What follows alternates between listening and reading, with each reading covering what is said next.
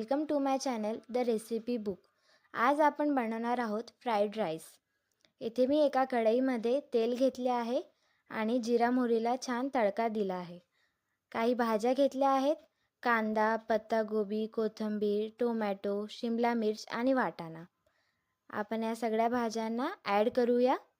पत्तागोबी, शिमला मिर्च, वाटाणा हे मी आधी घेतला आहे। याला छान आपण मिक्स करून घेऊया। छान मिक्स झाले आहेत।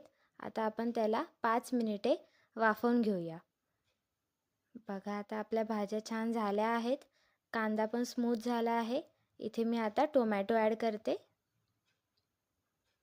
याला सुद्धा आपण मिक्स करून घेऊया।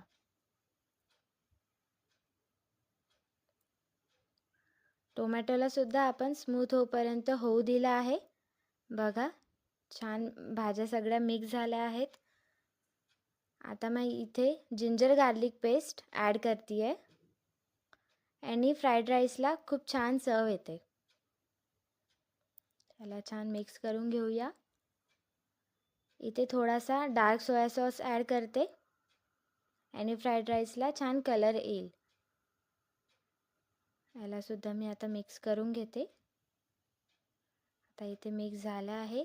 इथे थोडे मसाले ॲड करते। मी 1.5 चम्मच लाल तिखट, थोडीशी हळद आणि चवेपुरतं मीठ घेऊया।